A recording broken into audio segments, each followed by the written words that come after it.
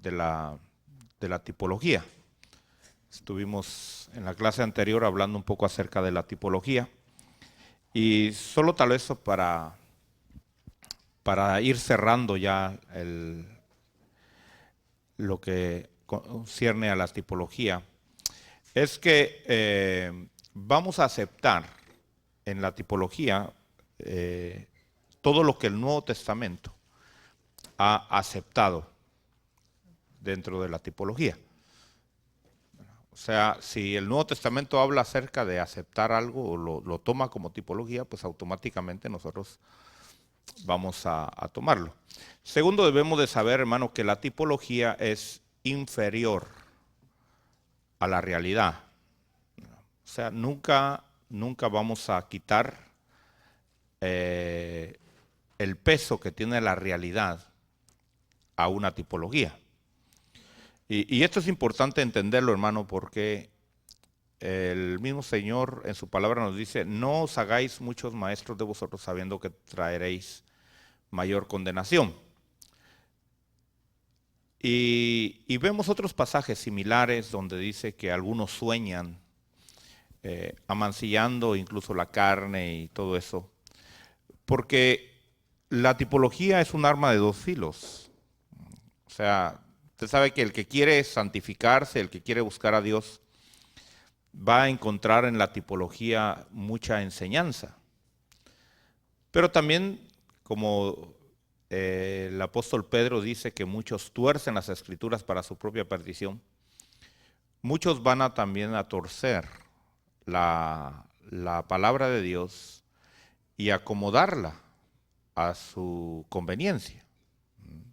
Entonces, debemos de entender que la tipología es siempre inferior a la realidad. Eso es algo muy importante. También debemos de entender que la tipología un tipo puede estar representando, puede estar hablando de varias cosas a la vez. Puede representar varias cosas.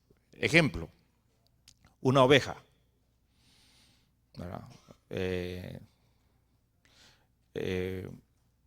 ¿Qué representa una oveja? Sí, o sea, ya sea macho o hembra, ¿qué puede significar una oveja?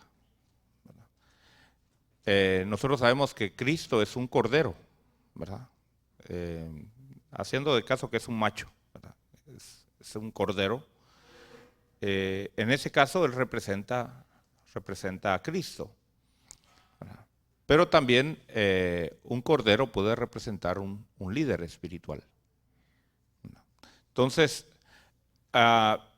no podemos cerrarnos a decir, no, es que eso representa nada más y no podemos aplicarlo a otro asunto. Entonces, cuando se trata de la aplicación de la tipología, debemos de tener una apertura y saber que puedes estar hablando acerca de Cristo, puedes estar hablando acerca de la iglesia, puedes estar hablando acerca del obrero de Dios. Bueno, puedes estar hablando de muchas cosas, ¿verdad? Entonces, debemos de saber que la tipología no se va a enfocar solamente a un área, a una persona, sino que puede simbolizar muchas cosas. Eso es importante. La tipología no es para establecer doctrina, eso usted lo debe de, y se lo voy a repetir cuantas veces pueda. Yo sé que ya se lo he dicho y se lo voy a volver a repetir para que dentro de 30 años que usted esté predicando y me salga con alguna cosita ahí rara, yo le voy a decir: recuérdate que la tipología no es para establecer doctrina, ¿verdad? Sino es solo para ilustrar, para tener una claridad, como los niños, ¿verdad? Que hay que ponerles figuritas y con animalitos así pegados en algo ahí, pues como que la mente se abre un poquito más. Entonces, eso es lo que es la tipología. Toda tipología va a tener su cumplimiento en el Nuevo Testamento. O sea, esto es algo que debemos de ver. Por ejemplo, vamos a poner un ejemplo. Vamos a la Biblia, en el libro de Números,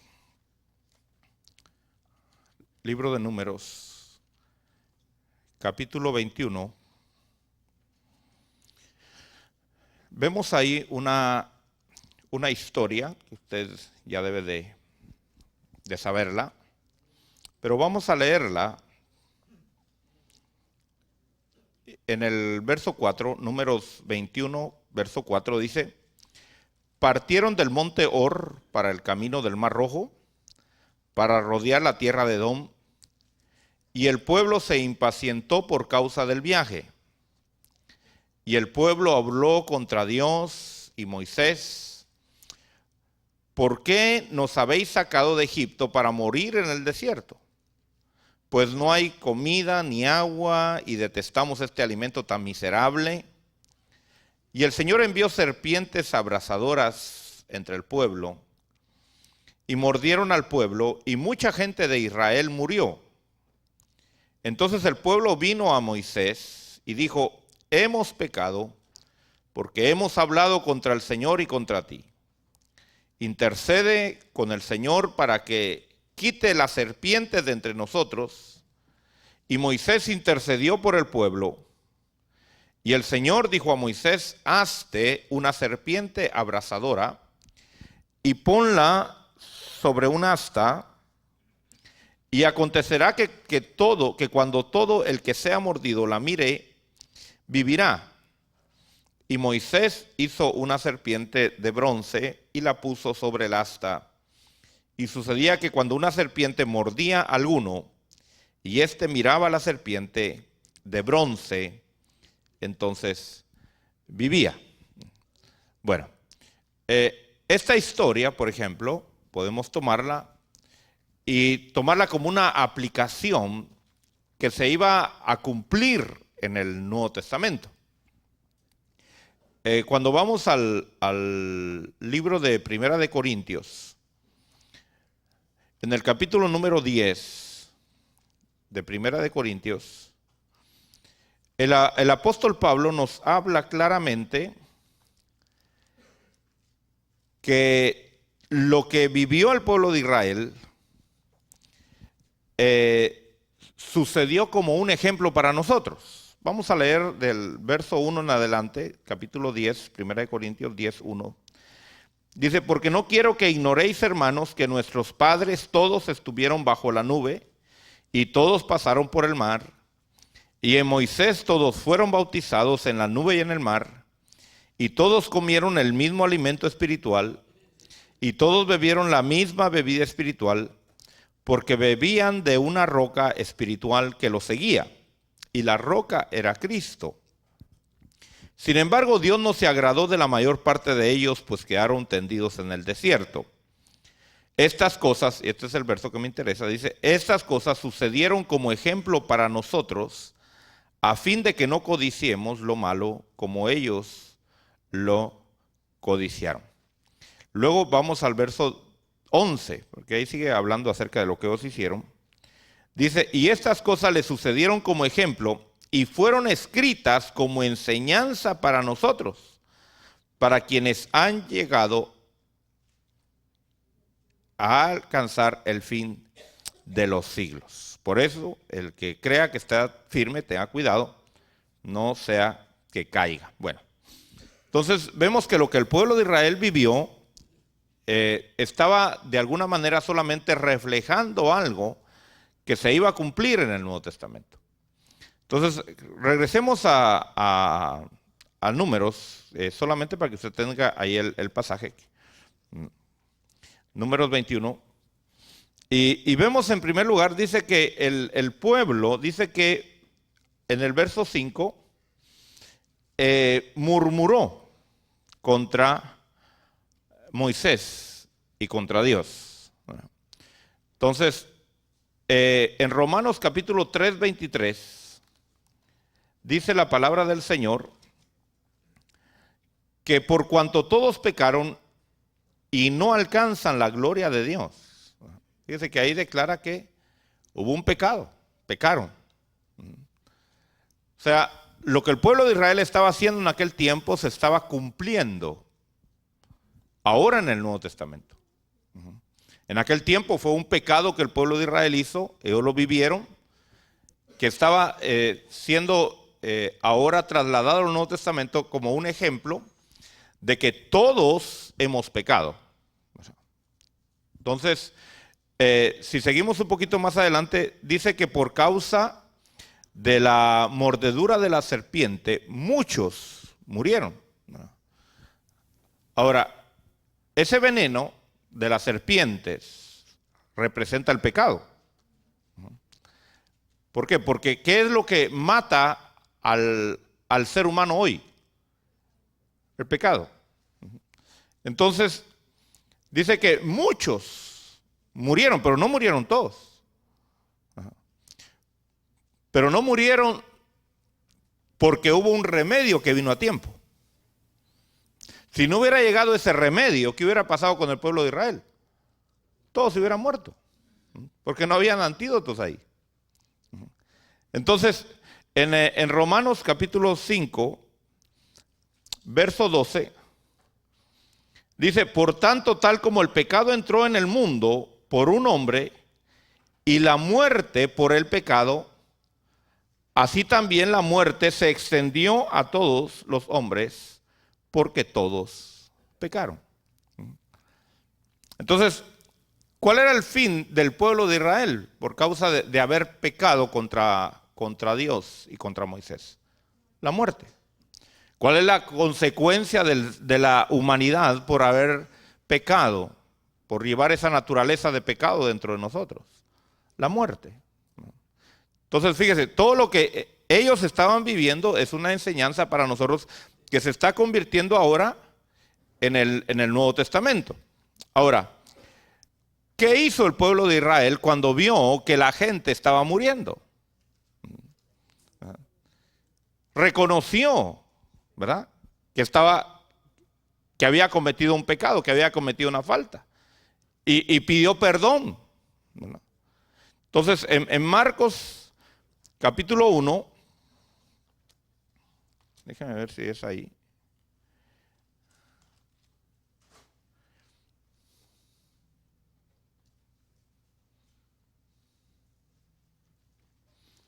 Capítulo 1, verso 15. Dice, y Jesús vino proclamando el evangelio diciendo, el tiempo se ha cumplido y el reino de Dios se ha acercado, arrepentíos y creed en el evangelio. ¿Cuál es el llamado que tiene que hacer el que quiere salvarse? Arrepentirse. ¿Por qué se salvaron aquellas personas que estaban siendo mordidas por las serpientes? Porque se arrepintieron. Si no se arrepienten, también se hubieran muerto.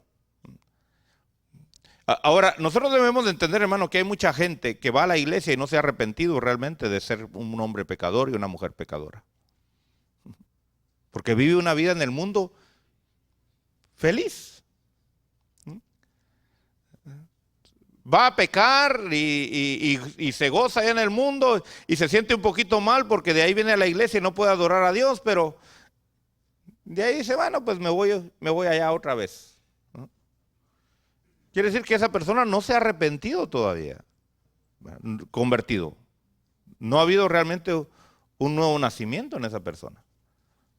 Entonces, ¿qué hay que hacer? Hay que confesar nuestros pecados, hay que arrepentirnos.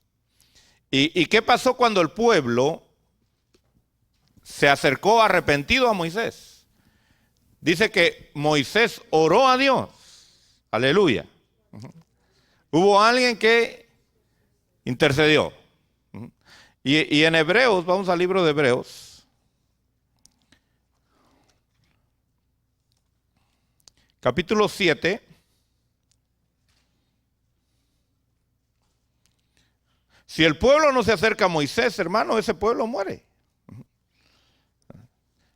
Ahora, Hebreos 7:25 dice, por lo cual él también es poderoso para salvar para siempre a los que por medio de él se acercan a Dios, puesto que vive perpetuamente para interceder por ellos. Fíjese. Entonces vemos que hay alguien que intercede por el pueblo. Entonces, esto es algo que nosotros vamos viendo la figura. Usted va viendo la similitud entre una historia normal, secular, que usted puede decir, no, pues es una historia que vivió el pueblo de Israel. Sí, pero esa historia estaba hablando de algo que iba a venir más adelante. Entonces dice aquí en Hebreos 7:25 que aquellos que se acercan a un intercesor, ese intercesor va a interceder por ellos. Ahora, ¿qué hace entonces Dios cuando Moisés intercede por el pueblo?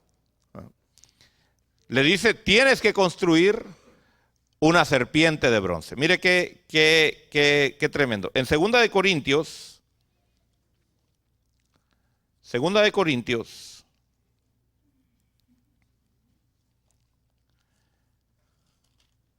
capítulo 5, verso 21,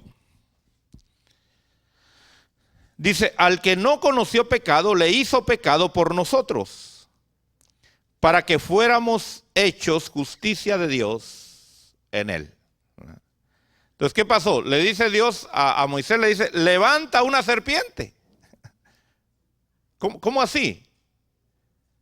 Pero si es una serpiente la que está matando ahí a los... Entonces, ¿con qué contrarrestó Dios a las serpientes? Con una serpiente. ¿Con qué contrarrestó Dios nuestro pecado? Convirtiendo a su hijo en pecado. Mire qué interesante. Usted sabe que la persona que se va a salvar de una mordedura de serpiente le tiene que inyectar un antídoto. ¿Y de dónde sacan el antídoto? Del mismo veneno de la serpiente. Ahora, ¿quién creó todo eso? Dios. Dios fue el que creó todo eso. Por eso yo digo que el hombre no es inventor, el hombre es solamente un descubridor. El hombre descubrió que inyectándose, fíjese que hay hombres que ya son inmunes al veneno. ¿Por qué? Porque se han inyectado poquito a poquito veneno, hasta que ya el veneno ya no les hace efecto. Ya acumularon bastantes anticuerpos. Entonces, ¿cómo contrarrestó Dios? Mire, ¿qué representa entonces esa serpiente? Esa serpiente representa maldición. Y entonces, en Juan, vamos al Evangelio de Juan, capítulo 3.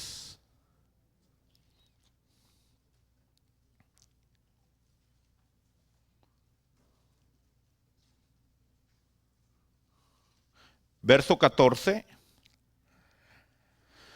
dice, y como Moisés levantó la serpiente en el desierto, así es necesario que sea levantado el Hijo del Hombre. ¿Se da cuenta? Moisés levantó una serpiente, pero realmente, ¿qué era lo que Dios estaba diciendo ahí? Un día, yo voy a levantar a mi hijo que se va a convertir en pecado, para que a través de él, todo el que lo mire a él, reciba salvación. Reciba la salvación de su alma.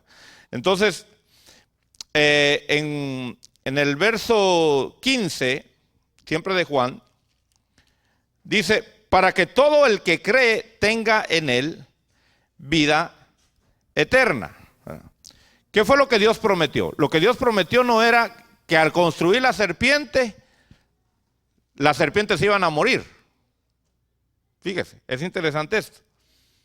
Dios no iba a quitar las serpientes. Dios no iba a evitar que la gente fuera mordida por serpientes.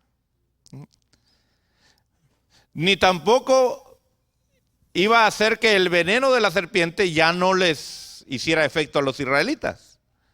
Sino lo que Dios prometió fue, si alguien es mordido por la serpiente y mira a esa serpiente, entonces ya no va a morir. ¿Qué es lo que sucede hoy? Cuando Cristo es levantado en la cruz y a través de su sacrificio Él nos sustituye en la condenación. El sacrificio de Cristo es poderoso para salvar a toda la humanidad. ¿Verdad que sí? Pero no toda la humanidad va a ser salva. ¿Qué necesita una persona para que sea salva? Tiene que hacer aquí lo que dice la palabra de Dios en el verso 15. Dice, creer en Él. Ahora, ¿qué es creer en Él? Es ver realmente lo que el sacrificio de Cristo representa. Lo que el sacrificio de Cristo hizo. No solamente que Cristo ya murió y entonces yo ya soy salvo automáticamente. No. Mucha gente dijo, pues ya Moisés levantó la serpiente, entonces ya no me va a hacer efecto el veneno, y se lo mordió la serpiente y al siguiente día estaba muerto. Entonces mire la similitud tan tremenda que hay ahí.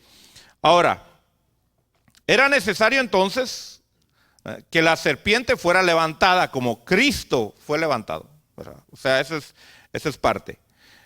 Y en el verso 16, usted ya sabe ese verso tan tremendo. Dice, porque de tal manera amó Dios al mundo que dio a su Hijo unigénito para que todo aquel que cree en Él no se pierda, sino que tenga vida eterna. Entonces,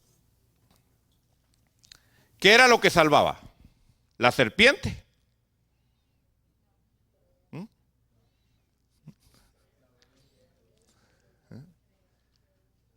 Mire, ahí se ve la participación de Dios y la responsabilidad del ser humano. ¿Es lo mismo hoy, sí o no? Dios ya presentó el sacrificio, Dios ya hizo el sacrificio, pero es una responsabilidad de nosotros, ¿qué?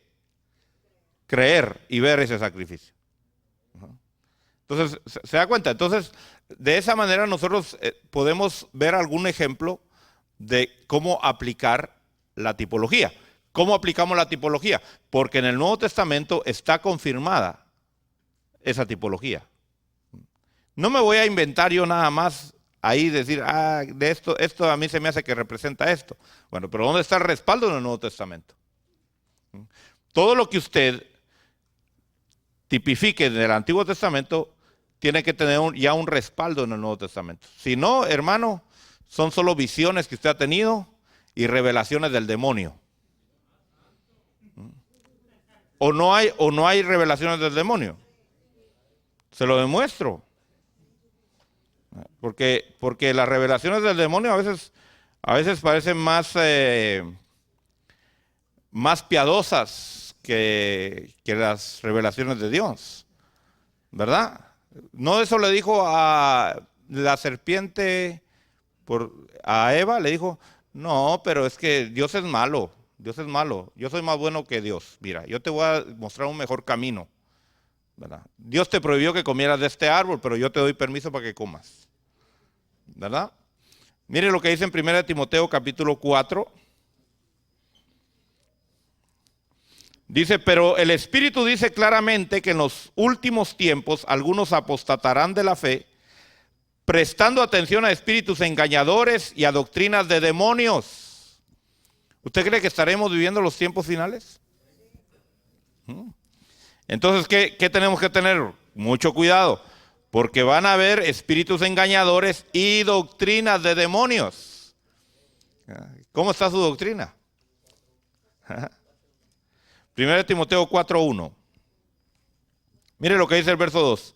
Mediante la hipocresía de mentirosos que tienen cauterizada la conciencia, prohibiendo casarse y mandando abstenerse de alimentos que Dios ha creado, para que con acción de gracias participen de ellos los que creen y han conocido la verdad.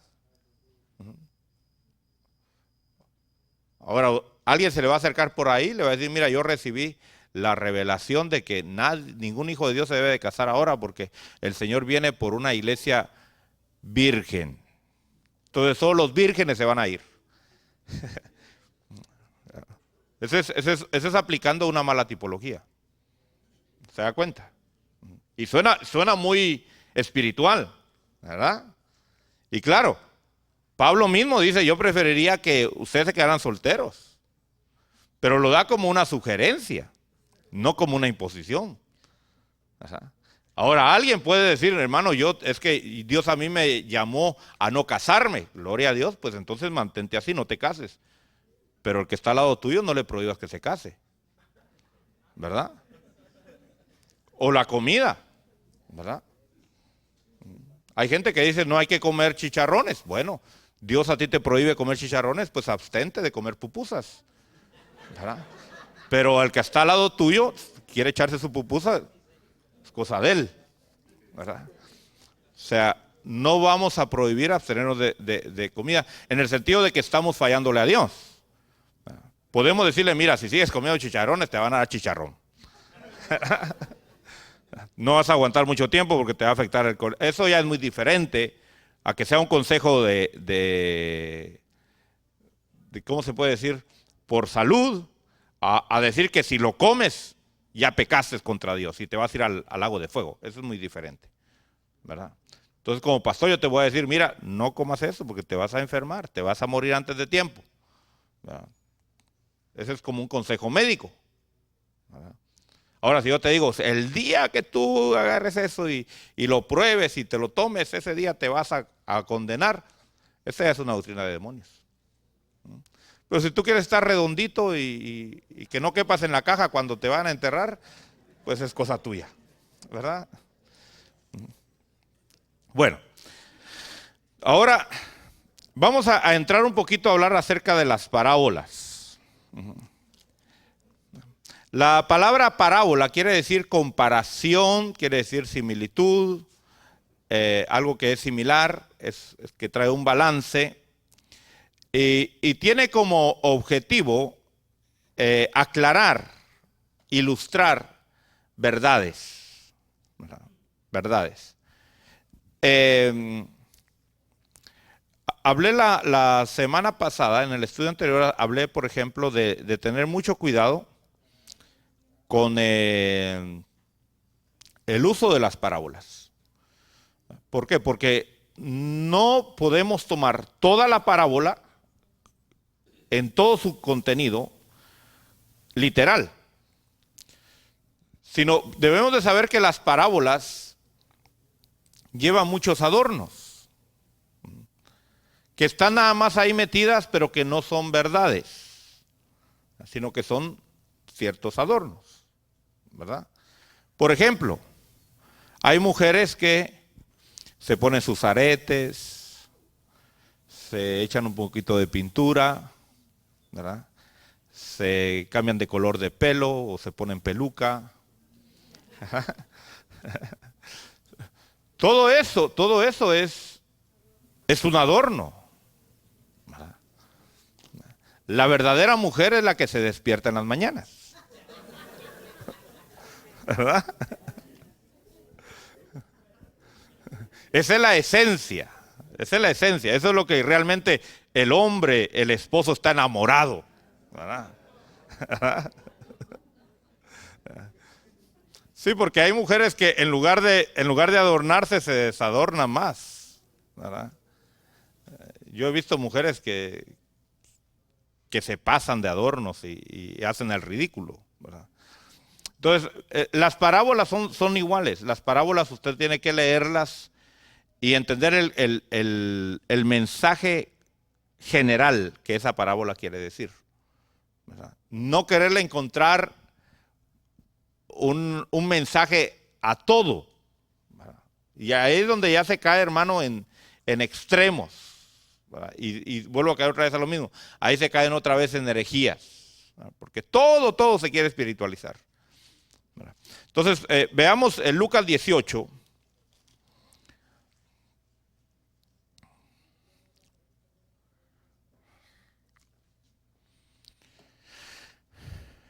Del 1 al 7.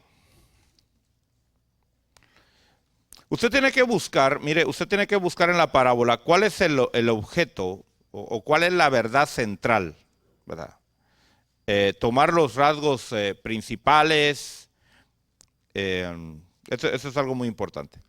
Vamos a leer Lucas 18, dice, y le refería a Jesús una parábola para enseñarles que ellos debían orar en todo tiempo y no desfallecer, diciendo, había en cierta ciudad un juez que ni temía a Dios ni respetaba a hombre alguno. Y había en aquella ciudad una viuda, la cual venía a él constantemente diciendo, hazme justicia de mi adversario. Por algún tiempo él no quiso, pero después dijo para sí, aunque ni temo a Dios ni respeto a hombre alguno, sin embargo, porque esta viuda me molesta, le haré justicia, no sea que por venir continuamente me agote la paciencia. Y el Señor dijo, escuchad lo que dijo el juez injusto. Ahora, esa fue una parábola que el Señor contó. Entonces, ¿qué es lo que tenemos que hacer? Lo que tenemos que hacer es ver la verdad central de esa parábola. ¿Cuál era la verdad central de esa parábola? El mismo Señor lo dijo al principio en el verso 1. Mire, esto es importante. Dijo una parábola para enseñarles que ellos debían orar en todo tiempo y no desfallecer. ¿Cuál era el propósito de esta parábola entonces? Orar hasta recibir la respuesta. Pero ¿qué tal si usted dice, bueno, hermanos, yo voy a predicarles, yo les voy a enseñar acerca de Dios actuando como juez? ¿Podrá tomar usted esta parábola para enseñar acerca de eso? ¿Podrá? ¿Podrá? Piense un poquito. Piense un poquito. No hable por hablar. ¿Podrá usted tomar esta parábola para enseñar que Dios es juez? ¿Sí? ¿Cuánto dice que sí se puede? Levante la mano los que dicen que sí se puede. Baja la mano. ¿Cuánto dice que no se puede? ¿Y los demás? Esperando a ver qué digo yo. Bueno, vamos a ir con los que dicen que se puede. Si usted tiene una necesidad de ir ante el juez que es Dios, tenga cuidado, porque ese juez no tiene temor. Ese juez no respeta a hombres. Ese juez es un tirano. Ese juez es un malvado. ¿Es esa así la naturaleza de Dios?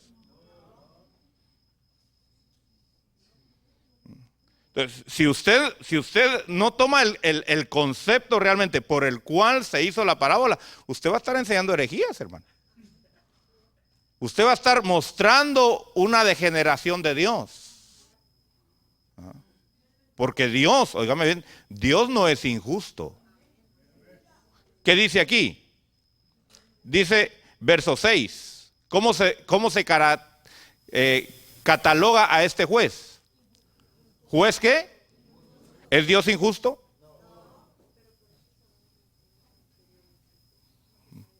No puede ser, pero no puedes tomar esta parábola diciendo que voy a enseñarles acerca de cómo Dios es cuando juzga. No, aquí el punto no es el juez. ¿Se da cuenta? El juez es un adorno nada más. Aquí el punto es la viuda. Insistía. Y por supuesto, el mismo Señor lo dice en el verso 6 y verso 7, dice, si esta mujer fue escuchada por el juez injusto,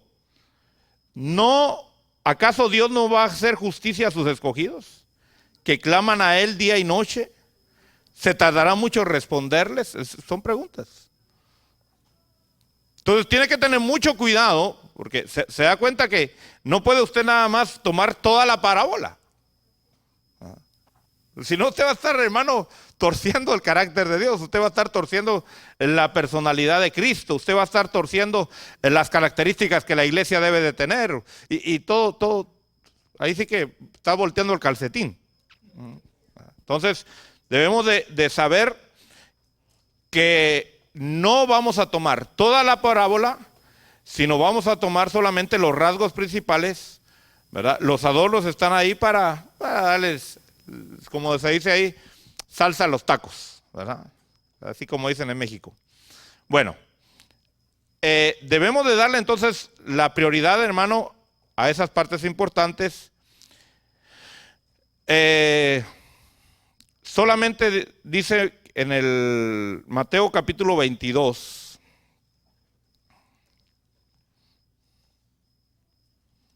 quiero nada más agregar un poquito aquí algo.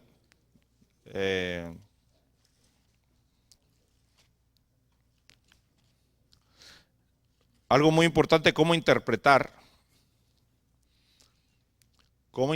realmente lo que la Biblia dice y no asumir lo que uno cree que la Biblia dice. Mateo 22, 23. Dice, en ese día se le acercaron algunos saduceos, los que dicen que no hay resurrección. Y le preguntaron diciendo, maestro, Moisés dijo, si alguno muere sin tener hijos, su hermano, como pariente más cercano, se casará con su mujer y levantará descendencia a su hermano. Ahora bien, había entre nosotros 7 hermanos y el primero se casó y murió. Pero no teniendo descendencia, le dejó la mujer a su hermano. De igual manera también el segundo y el tercero hasta el séptimo. Y después de todos murió la mujer. Por tanto, en la resurrección, ¿de cuál de los 7 será mujer? Porque todos ellos la tuvieron. Pero Jesús respondió y le dijo, estáis equivocados por no comprender las Escrituras ni el poder de Dios, porque en la resurrección ni se casan ni son dados en matrimonio, sino que son como los ángeles de Dios en el cielo. Bueno, para poder entender eso, usted debe de entender las leyes judías, ¿verdad? Porque nuestra mente, piense un momento, hermana, ¿qué pasaría si se quedara viuda y se tiene que casar con su cuñado?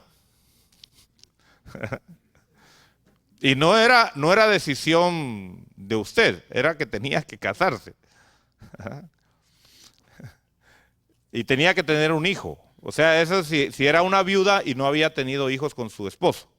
Si había tenido hijos, ya no había ningún problema, pero si no había tenido hijos con ese su esposo, usted tenía que casarse con su cuñado y el primer hijo que naciera de su cuñado iba a ser hijo del difunto, ¿verdad? Era para que el difunto tuviera siempre una descendencia, ¿verdad? O sea, en esa cultura eso es normal, ¿verdad? Yo sé que para nosotros eso sería, algunas dijeran, prefiero suicidarme antes de... Bueno, pero veamos aquí el punto. Fíjese que el Señor dice, porque le preguntan, le sale, mira, una mujer se casó con los 7 hermanos y al final de ninguno le dio hijos. Entonces el problema no eran ellos, era ella, ¿verdad? Pero le preguntan, al final cuando resuciten, porque estos estaban buscando, ellos no creían en la resurrección. Ellos nada más querían ponerle una trampa al Señor. Y le dicen, entonces cuando resuciten, ¿de quién va a ser mujer? Porque fue mujer de los 7. Y el Señor le dice, bueno, dice en el verso 30, dice, en la resurrección ni se casan ni son dados en matrimonio, sino que son como los ángeles de Dios en el cielo. Bueno, entendamos realmente, porque si no vamos a meter nuestro entendimiento. ¿Qué es lo que aquí está diciendo? ¿Qué es lo que aquí está diciendo acerca de los ángeles? Pregunto,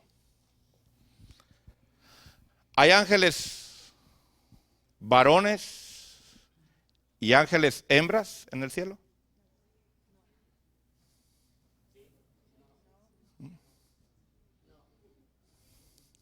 Piense un momento, mire, no conteste solo por contestar. ¿Ya pensó? ¿Ya analizó? ¿Qué dice ahí ese versículo? Lea ese versículo.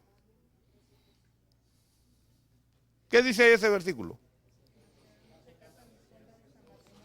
Dice, los ángeles en el cielo no se casan, ni son dados en casamiento. Entonces, ¿eso qué quiere decir? ¿Qué significa eso?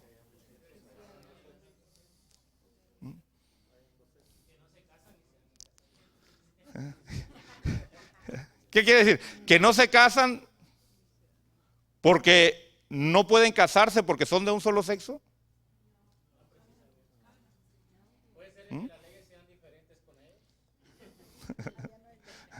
Pero ¿sabe lo que mucha gente dice?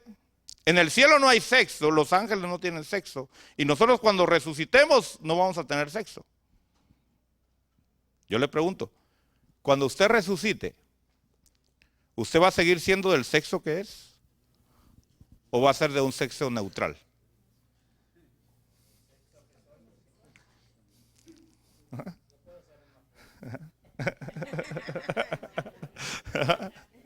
Mire, piense porque este pasaje, muchos lo usan para decir y declarar, miren, todos vamos a tener el mismo sexo allá. O en otras palabras, nadie va a tener sexo allá arriba. ¿Será eso cierto?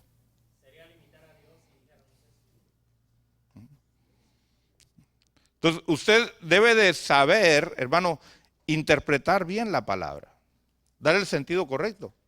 Porque ahí no está diciendo que los ángeles no son varones o mujeres. Eso es lo que nos está diciendo ahí. Ahí está diciendo simplemente no se casan. Ahora, cuando usted resucite, usted que es varón, ¿usted va a seguir siendo varón? ¿O le van a quitar su ángulo varonil? ¿Ah? Usted que es mujer, ¿le van a quitar esa delicadeza femenil? ¿O va a seguir siendo igual en su esencia? ¿No? Bueno, eso es algo que usted debe de estudiar.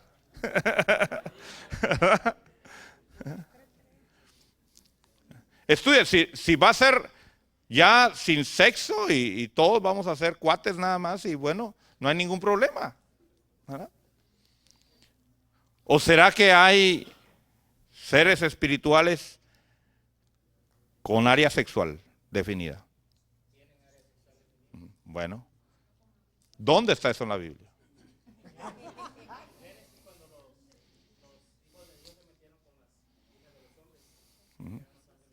O sea, usted tiene que tener respaldo bíblico para poder asegurar algo.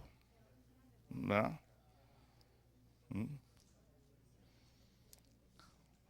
Hijos de Dios teniendo relaciones con las hijas de los hombres. Bueno, pero entonces todos los ángeles son varones. ¿Ah?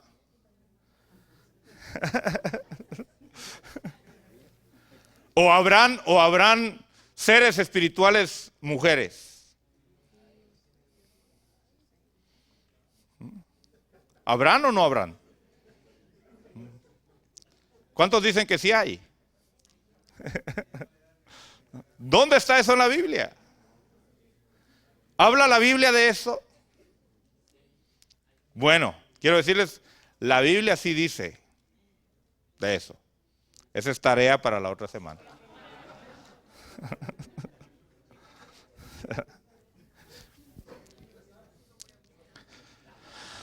Bueno, estúdielo. Entonces, debemos de entender realmente lo que está siendo escrito. Esto es algo muy importante. Si hay seres femeninos en el cielo,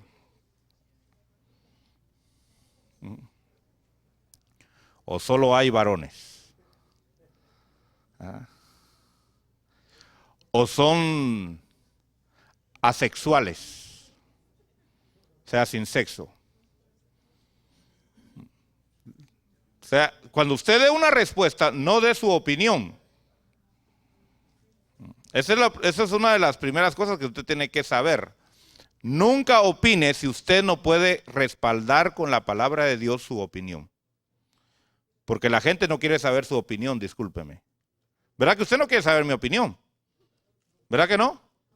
Si usted quiere saber mi opinión, pobrecito de usted, porque ni yo tampoco quiero darle mi opinión. Yo quiero decirle lo que la Biblia dice. Entonces, ahí está en la Biblia. Si yo voy a hablar algo, yo tengo que comprobarlo y decir, aquí está en la Biblia. O no lo he encontrado en la Biblia, así que no puedo yo declararlo.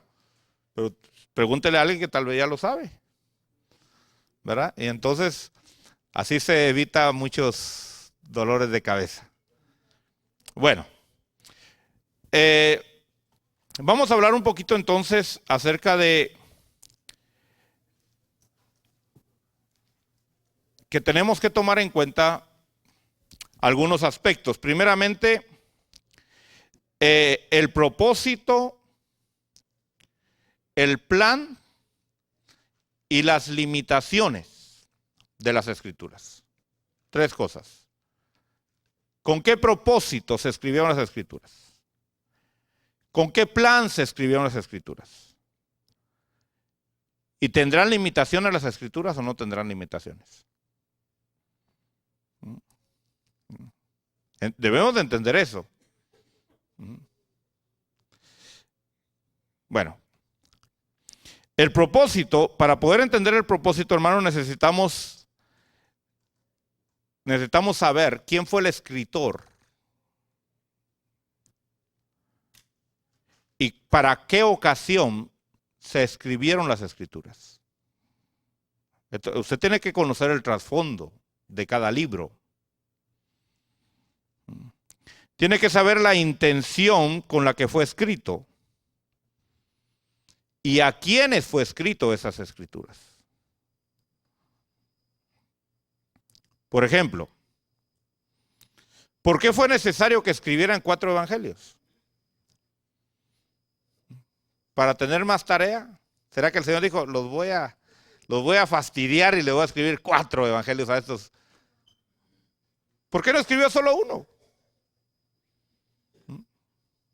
¿Por qué fue necesario que se escribieran 4? Bueno, por todas estas cosas que hemos estado diciendo, por el propósito que hay. Por ejemplo, el Evangelio de Mateo. ¿Con qué propósito se escribió el Evangelio de Mateo?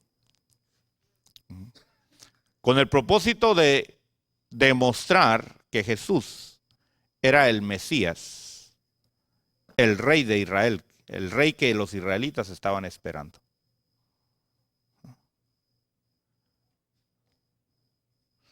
¿A quiénes fue dirigido ese libro? Ese libro fue dirigido al pueblo de Israel.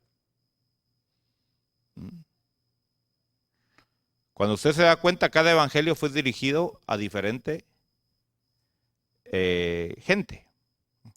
El evangelio de Marcos, por ejemplo, fue dirigido a los romanos.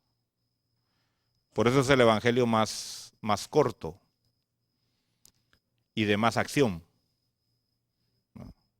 El evangelio de Marcos va al grano.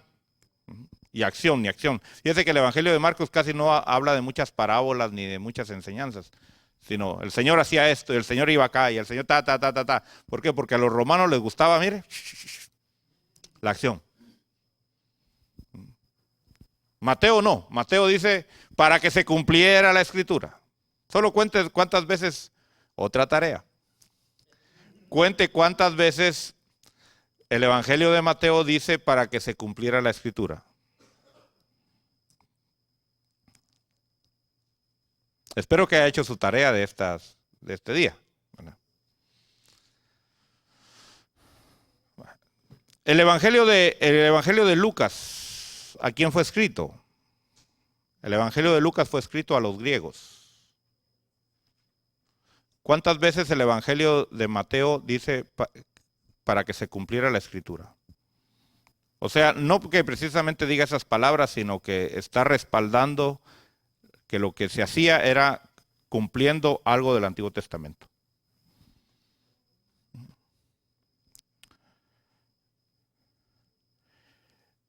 ¿Y el Evangelio de Juan? ¿Con qué propósito fue presentado el Evangelio de Juan? Bueno, el propósito del Evangelio de Marcos fue presentar a un Jesús siendo siervo de Dios, trabajador. Él vino a trabajar. El Evangelio de Lucas fue para presentar a Jesús como un hombre, porque él, siendo igual a Dios, no usurpó ser igual a Dios, sino que se despojó a sí mismo, tomando forma de siervo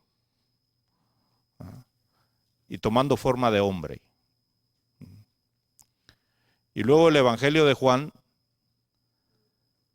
fue escrito para demostrar que ese Jesús es el Verbo, es la palabra eterna de Dios encarnada.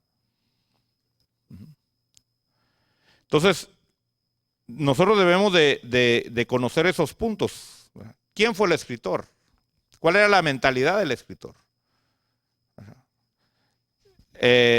¿Para qué ocasión se escribió? Hay muchos libros, hermano, hay muchos libros que ya no tienen la misma fuerza para nosotros, porque ya se cumplieron. Pueden tener ciertas aplicaciones, pero ya no tienen ninguna palabra directa de cumplimiento para nosotros.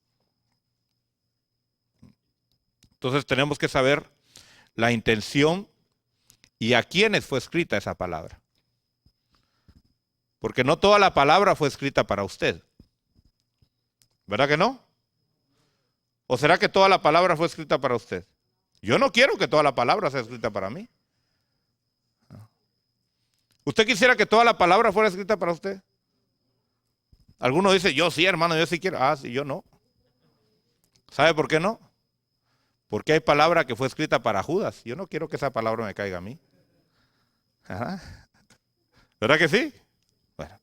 Entonces, debemos de saber, hermano, a quiénes fue escrita esa palabra, no toda la palabra. O sea, por eso usted no puede nada más decir, Señor, háblame y aquí esto es para mí. Porque está jugando ahí con la ruleta rusa espiritual, ¿verdad? Y entonces tenga mucho cuidado. Bueno, entonces, luego tenemos que saber el plan que hay cuando se escribieron las escrituras. Por ejemplo, el libro de los Hechos. ¿Con qué plan se escribió el libro de los Hechos? ¿Cuál era el enfoque realmente? Porque cada libro tenía un plan diseñado. El libro de los Hechos fue planificado para demostrarle a los judíos que ahora los gentiles también iban a ser partícipes de la salvación. Y que la salvación ya no dependía de Israel, sino que ahora la salvación dependía del Cristo resucitado. Y que ahora había un pueblo nuevo que estaba siendo formado de judíos y de gentiles. ¿Por qué? Porque antes todo el que se iba a salvar tenía que hacerse judío. Ahora hay una nueva nación. Y esa nación son los redimidos de Cristo. Y el que quiera salvarse, sea judío, sea gentil, tiene que ser parte de ese pueblo. Ya no es suficiente ser israelita. Entonces el plan del libro de los Hechos es precisamente presentar eso. Y si usted se da cuenta, el libro de los Hechos no habla de todos los apóstoles. ¿De quiénes habla? Habla específicamente de Pedro y de Pablo. Y vemos a Pedro que empieza la carrera, ¿verdad? Empieza Pedro, y allá va Pedro corriendo, y las multitudes salvándose, y llega a la casa de Cornelio y los gentiles también entran. Pero de ahí, ¿qué pasa? Entra a la escena el apóstol Pablo.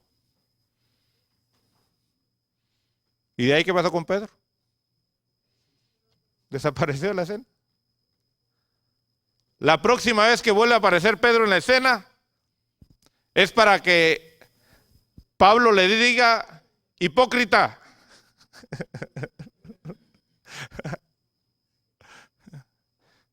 Imagínense cómo mejor no hubiera aparecido Pedro en la escena, ¿verdad? Dice: hipócrita, porque antes sí comías con los gentiles, ahora que vinieron los de la circuncisión te apartas y te haces de ellos. Y hasta Bernabé te lo estás arrastrando por ahí. Y de ahí, al final, aparece otra vez Pedrito. ¿Y para qué aparece? Solo para decir: hay cosas que escribe el hermano Pablo que ni yo las entiendo. Tan profundas. Y yo que fui llamado a la circuncisión y él fue llamado a los incircuncisos. Bueno, entonces, de eso habla el libro de los Hechos. Entonces, el plan, mire, cada libro fue escrito con un plan. Dios es un Dios planificador, hermano. Dios no hace las cosas por casualidad. Dios no hace las cosas, a ver qué sale hoy, pues. No. Si no, mire si usted, hermano, la maravilla que es usted. Usted es una máquina preciosa, hermano.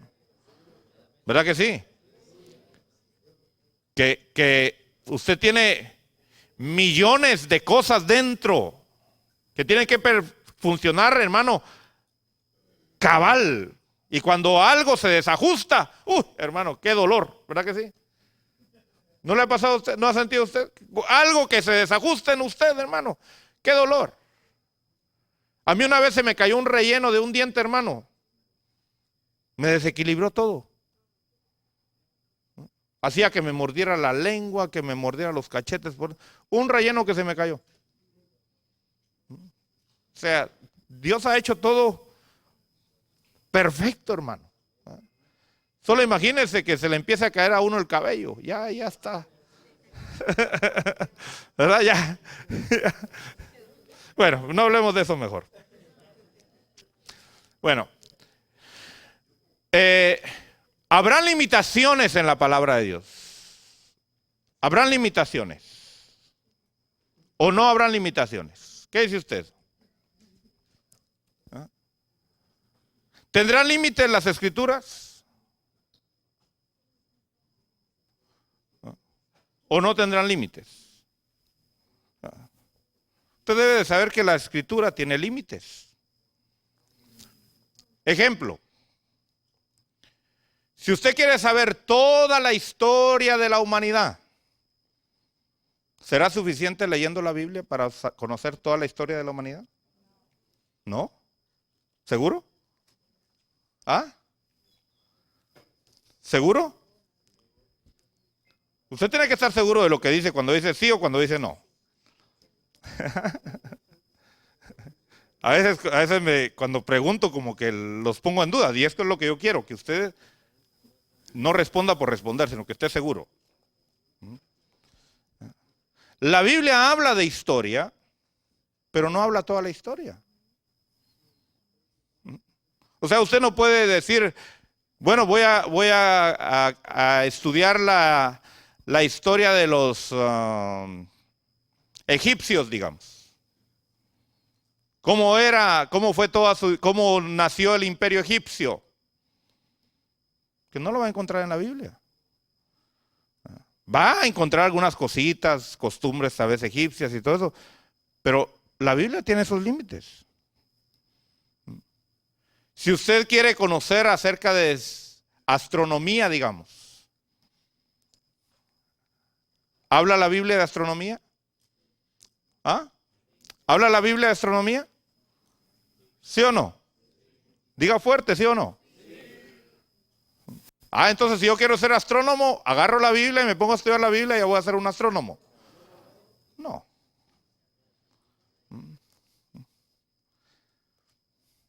¿Habla la Biblia de cómo cuidar el cuerpo? ¿Sí? Entonces si yo quiero ser médico, agarro la Biblia y ya voy a ser médico. No. Pregunto entonces, ¿es limitada la escritura? ¿Sí o no? Si yo quiero ser salvo, entonces lo único que tengo que hacer es leer la Biblia y entonces voy a ser salvo. ¿No? Wow. Discúlpeme, pero ahí sí es sí.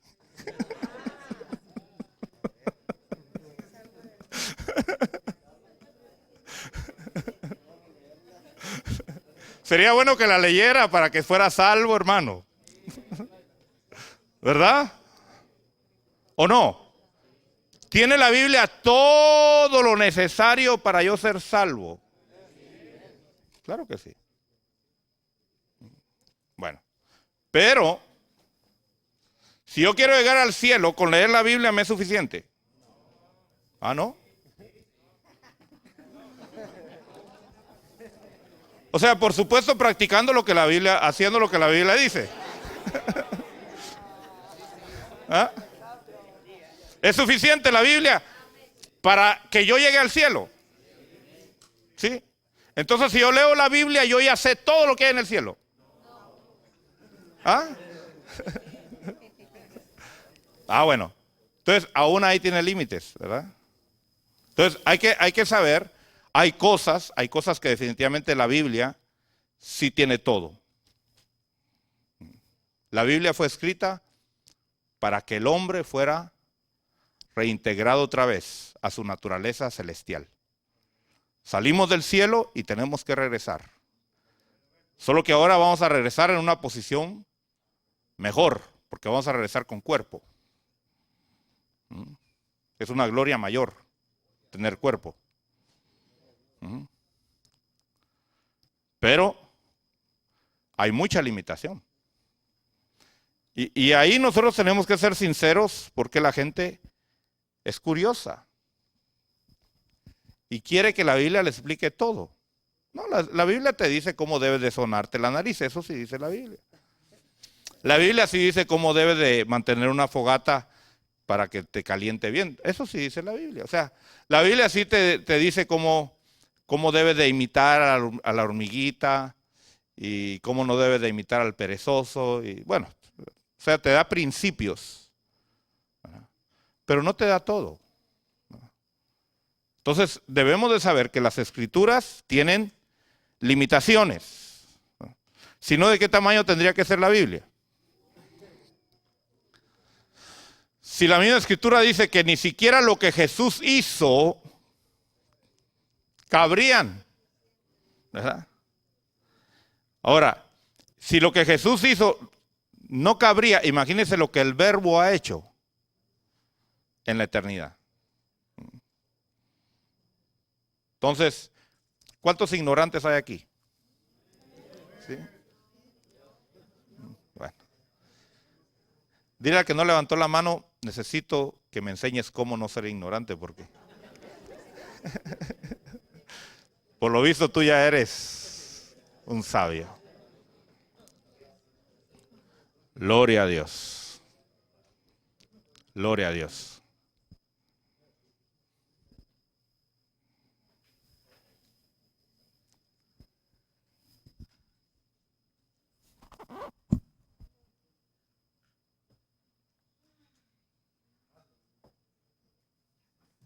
Vamos a tomar un descanso.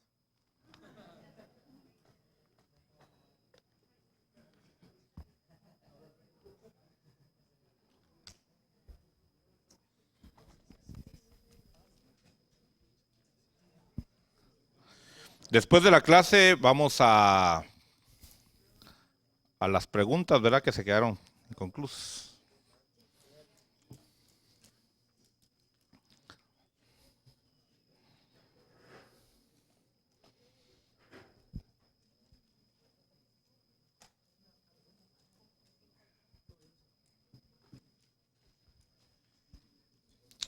Gloria a Dios. Bueno, hay que tomar en cuenta, hermano, las figuras literarias. ¿Qué quiero decir con las figuras literarias? O sea, la forma en que se escribió la Biblia, el lenguaje escrito, tiene algunas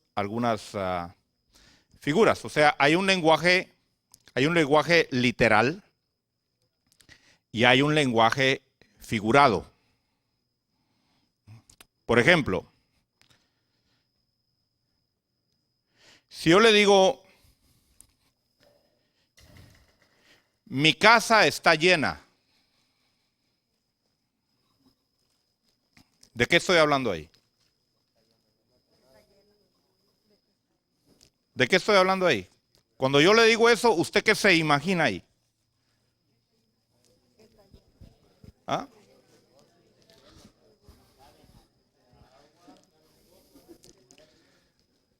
Algunos están pensando muebles, ¿verdad? De gente.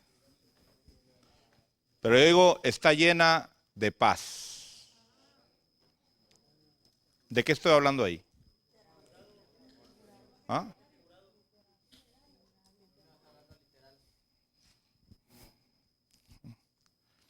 Si yo digo, mi casa está llena de muebles, ¿de qué estoy hablando ahí? Del edificio. Pero si yo digo, mi casa está llena de paz, ¿de qué estoy hablando yo ahí? Estoy hablando no del edificio, sino de las personas. ¿Ya? Entonces ahí es un lenguaje figurado. Entonces tenemos nosotros que, miren, por eso no podemos nada más adelantarnos, porque tenemos que conocer bien de lo que se está hablando ahí. Entonces la literatura, hermano, tiene algunas cosas que son figuradas. Dentro de las figuras que son figuradas está el símil. Símil. El símil, hermano, es lo que declara expresamente la semejanza de objetos, de acciones. Y esto se usa normalmente usando palabras como, así, semejante. En Proverbios capítulo 26,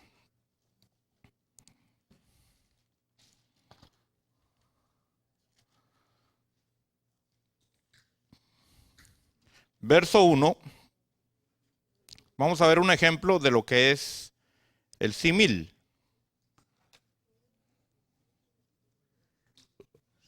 Símil. El símil.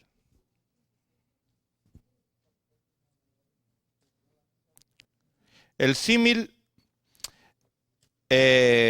Proverbios 26:1 dice, como nieve en el verano y como lluvia en la siega, así la honra no es apropiada para el necio.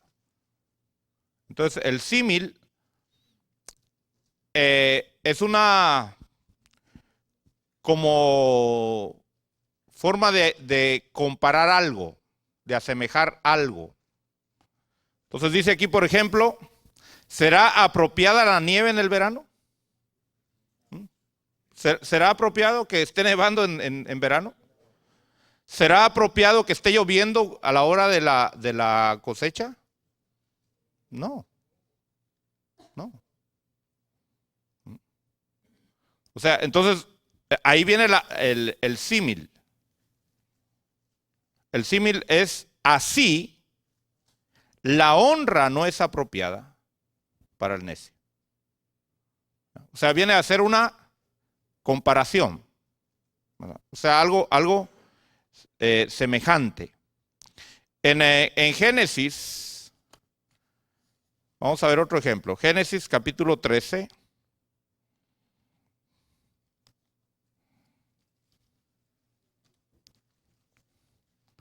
Verso 10. Dice, y alzó Lot los ojos y vio todo el valle del Jordán, el cual estaba bien regado por todas partes. Esto fue antes de que el Señor destruyera a Sodoma y Gomorra, como el huerto del Señor, como la tierra de Egipto rumbo a Zoar. Aquí estaba comparando, mire, aquí estaba haciendo semejante la tierra de Sodoma y Gomorra antes de ser destruida. ¿A qué? ¿A qué lo estaba haciendo semejante? Al huerto del Señor. Entonces ese es un símil. Es hacer algo semejante. Bueno, esta tierra es como que fuera aquella. Es haciéndolo semejante. Es haciéndolo semejante. También podemos ver, hermano, que está la metáfora. Y la metáfora es una semejanza entre dos cosas muy diferentes. Muy diferentes. Pero una de ellas es la otra. Son diferentes, pero una es como que fuera la otra. Ejemplo.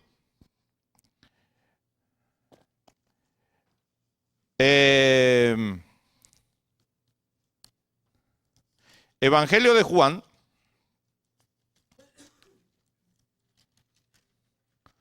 capítulo 15. Yo soy la vid verdadera. Esa es una metáfora.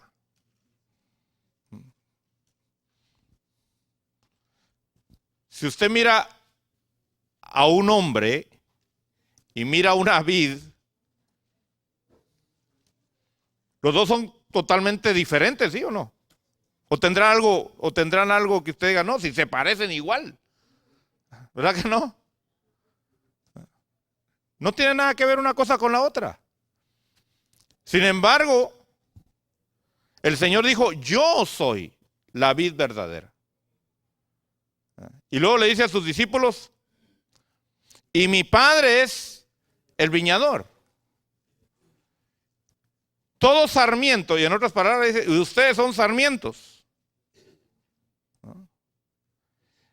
Y todo sarmiento que en mí no da fruto, lo quita, y todo el que da fruto lo poda para que dé más fruto. Es una metáfora. ¿No?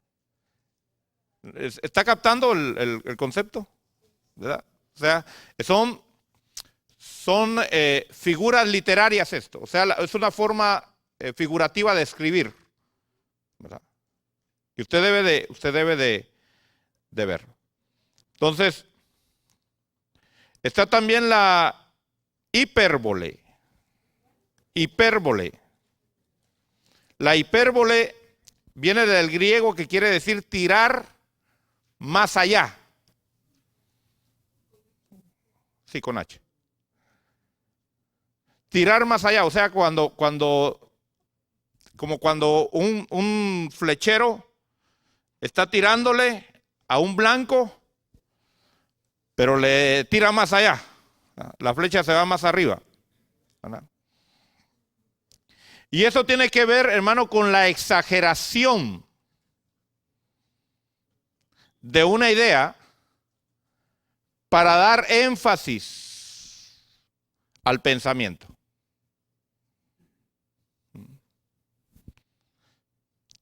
Hay muchos que son así, ¿verdad? Deuteronomio. ¿Usted ha visto a los que les gusta pescar? ¿Sí? ¿De qué tamaño pesca el pescador? ¿Ah? Cuando le cuenta la grande hazaña que hizo, ¿de qué tamaño es? Son tiburones, hermano. ¿Verdad? ¿Verdad? Bueno, vamos a Deuteronomio capítulo 1. Ahora, ¿cuál es la ¿Qué es lo que nos trae a esto? Nos trae a esto de traerle atención, ¿verdad? Mire lo que dice en Deuteronomio 1:28. Esto fue cuando vinieron los espías. Se recuerda que fueron espías a conquistar, a ver cómo estaba la tierra que iba a conquistar el pueblo de Israel. En el verso 28 dice, ¿a dónde subiremos? Nuestros hermanos nos han atemorizado diciendo, el pueblo es más grande y más alto que nosotros. ¿Era cierto o no era cierto? ¿Ah? ¿Era cierto que era más alto el pueblo que el pueblo de Israel? ¿Sí? ¿Seguro? Vaya.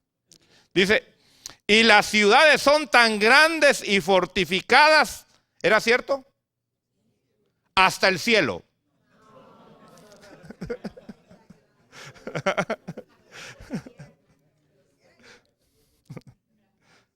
Bueno. Entonces, ¿se da cuenta que hay un lenguaje de exageración a veces?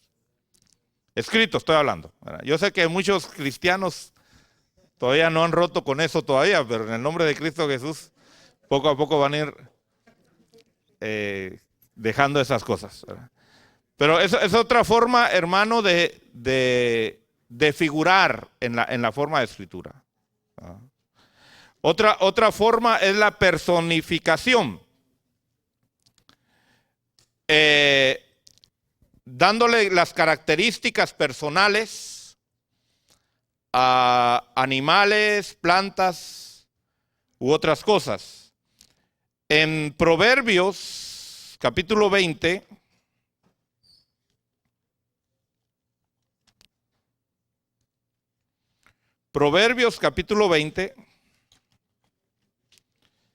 verso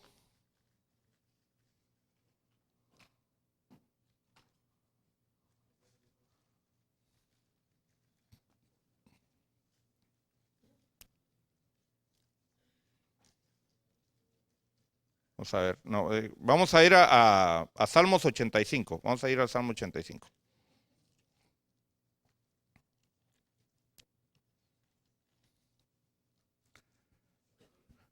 Verso 10.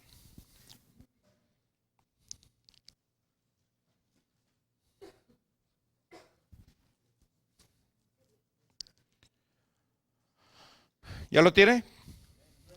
Salmo 85, verso 10 dice, la misericordia y la verdad se han encontrado.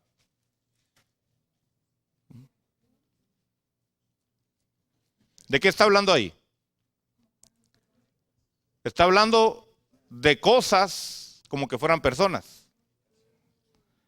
Y luego dice, la justicia y la paz se han besado. ¿Usted se puede imaginar eso?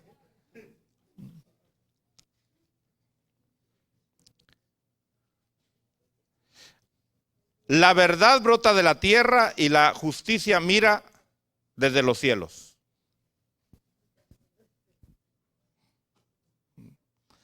Ahora, yo sé que muchos dirán, bueno, hermano, pero es que esos son seres espirituales y está bien todo eso, está bien. Pero veamos el lenguaje figurado literal, ¿verdad? Yo sé que la verdad es un personaje, yo sé que la mentira es un personaje y todo lo que usted quiera ponerle así, ¿verdad? Pero debemos de saber que están hablando en un lenguaje figurativo, ¿verdad? Proverbios, vamos a Proverbios.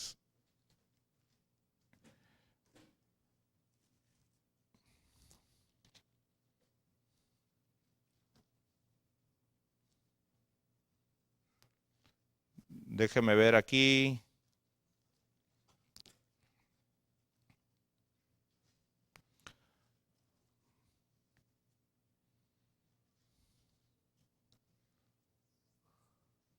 Verso 20, Proverbios 1:20.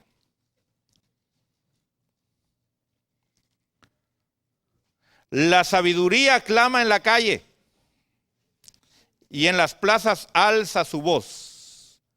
Clama en las esquinas de las calles concurridas. Se da cuenta, aquí hay una personificación, ¿verdad? ¿O usted ve la sabiduría que hay? ¿Ha oído usted la voz de la sabiduría alguna vez? ¿Ah?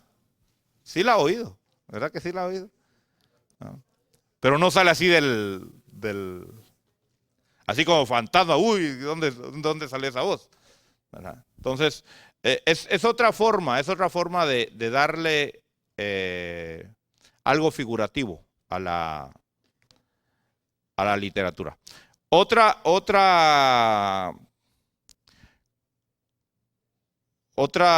forma es la paradoja. La paradoja es aquello que declara lo que está opuesto a lo común, o sea, a lo que la gente piensa comúnmente. Es una paradoja. En Mateo capítulo 16,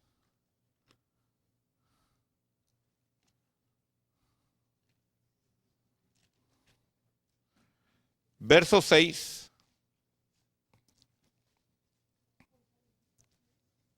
Vamos a leer el verso 5. Dice, Mateo 16, 5 dice, los discípulos al pasar al otro lado se habían olvidado de tomar panes. Y Jesús les dijo, estad atentos y guardaos de la levadura de los fariseos y saduceos. Y ellos discutían entre sí diciendo, lo dice porque no tomamos panes.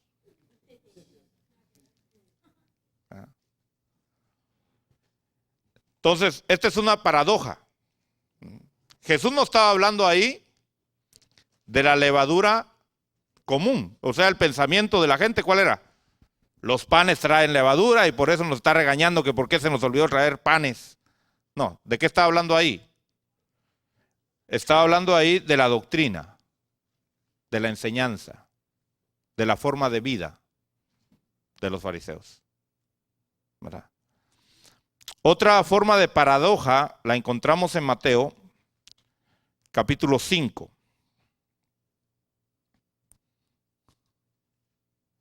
Verso 4. Dichosos ante la vista de los hombres, ¿quién es el que está bien? ¿El que llora o el que ríe? ¿Ah? El que ríe. ¿Y qué dice ese versículo? Dichosos los que ¿qué? Los que lloran. Esa es una paradoja. Porque no va de acuerdo al pensamiento común.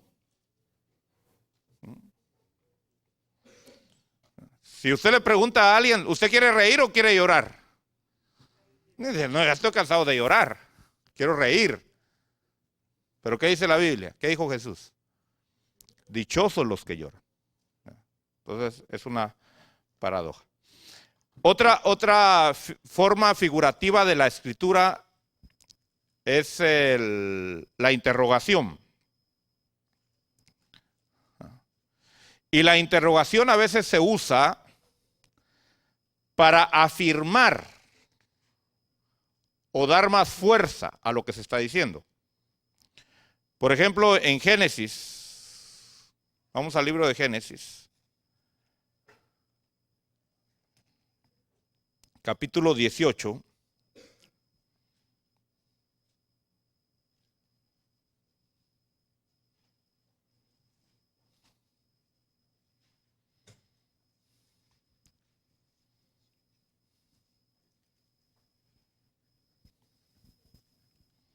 Verso 25.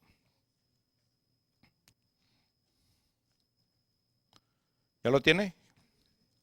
Dice, lejos de ti hacer tal cosa, matar al justo con el impío, del modo que el justo y el impío sean tratados de la misma manera.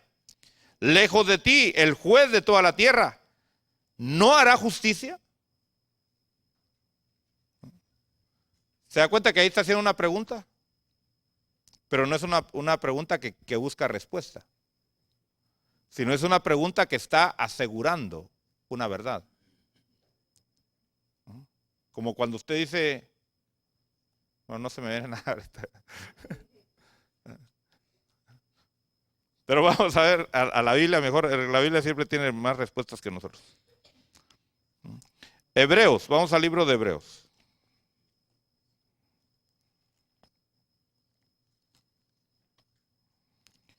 Capítulo 1.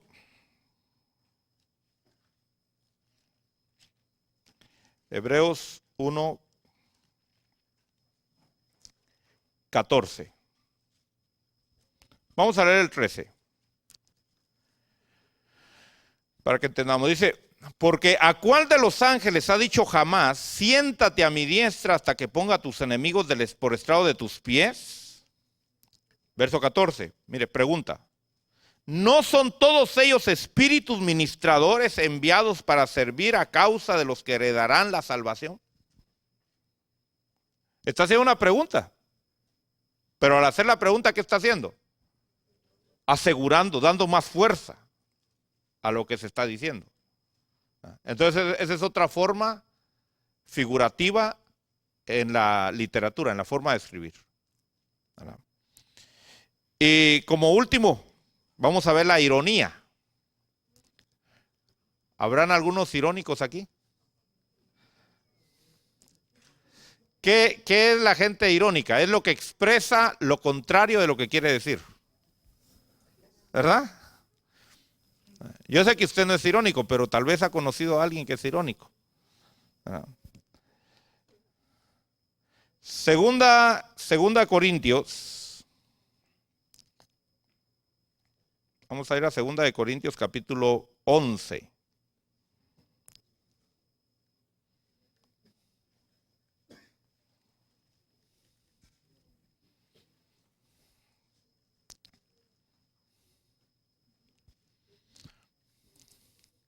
Mire lo que dice Pablo.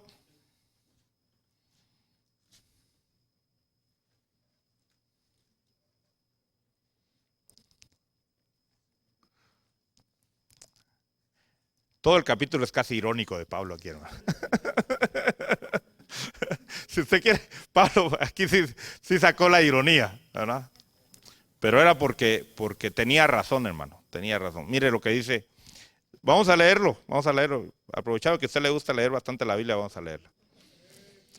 Segunda de Corintios 11 dice el verso 1. Qué bueno fuera que me soportarais un poco de insensatez y en verdad me soportáis.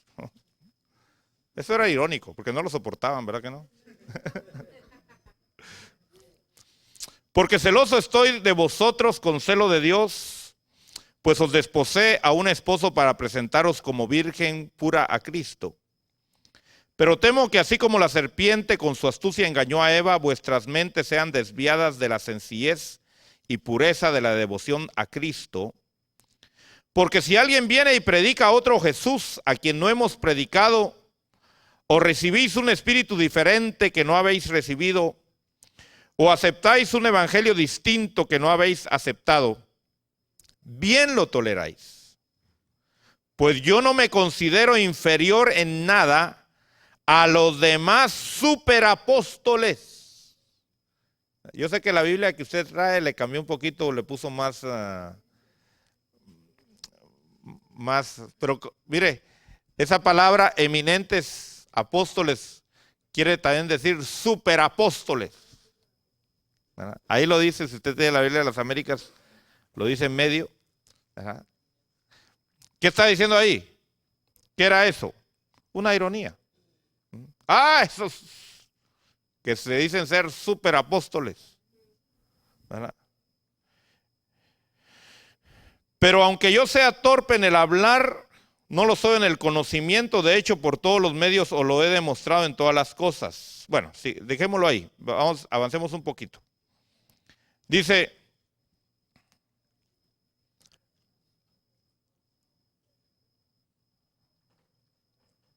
verso 11, dice, ¿por qué? Porque no os amo, Dios lo sabe. Pero lo que hago continuaré haciéndolo a fin de privar de oportunidad a aquellos que desean una oportunidad de ser considerados iguales a nosotros en aquellos en que se glorían. Porque los tales son falsos apóstoles, obreros fraudulentos que se disfrazan como apóstoles de Cristo. Y no es de extrañar, pues aún Satanás se disfraza como ángel de luz. Por tanto, no es de sorprender que sus servidores también se disfrazan como servidores de justicia, cuyo fin será conforme a sus obras. Bueno, aquí nosotros vemos una forma de ironía. Pablo dice, estos superapóstoles, ¿ah? Y luego, ¿qué dice de ellos? Son falsos, enviados del diablo. Bueno, otra forma de ver la ironía es en Primera de Reyes. Mire que los siervos de Dios a veces han sido un poco irónicos. Primera de Reyes, capítulo 18.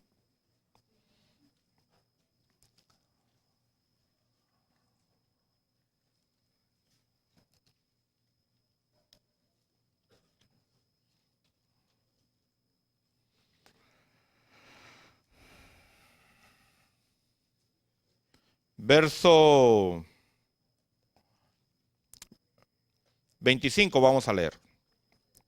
Primera Reyes 18, 25 dice, y Elías dijo a los profetas de Baal, escoged un novillo para vosotros y preparadlo primero, pues sois los más, e invocad el nombre de vuestro Dios, pero no le pongáis fuego. Entonces tomaron el novillo que les dieron y lo prepararon, e invocaron el nombre de Baal desde la mañana hasta el mediodía, diciendo, oh Baal, respóndenos. Pero no hubo voz ni nadie respondió, y danzaban alrededor del altar que habían hecho. Verso 27, aquí está, dice, y sucedió que ya al mediodía Elías se burlaba de ellos y decía, clamad con voz alta, pues es un Dios, tal vez estará meditando, o se estará desviando, o estará de viaje, quizás esté dormido y habrá que despertarlo. Entonces se usa también ese lenguaje figurado, ¿verdad? ¿Sería cierto todo eso? Es una forma de ser irónicos, ¿verdad? Pero no porque en la Biblia hay siervos irónicos, usted va a ser irónicos con la gente, ¿verdad? No, no es así, ¿verdad? Bueno, vamos ahora a ver la clase pasada, la tarea que se dejó. ¿Cuál fue la primera pregunta que se hizo, que se tenía que ver? No, la primera pregunta.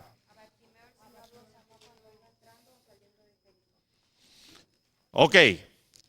¿Quién estudió acerca de la sanidad de Bartimeo? Que nos pueda venir a explicar bien lo que estudió. ¿Ah? ¿Alguien?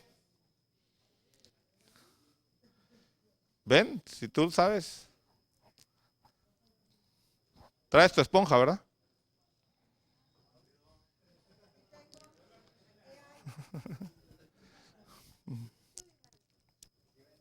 ¿Alguien? ¿No lo estudiaron? Sí, bueno, ven entonces.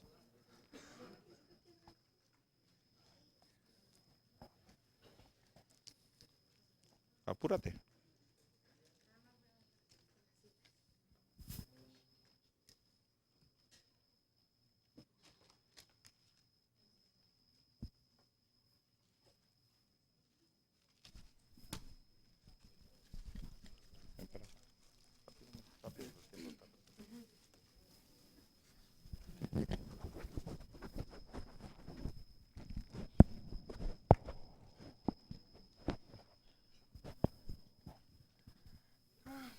Ok, 1, 2, 3.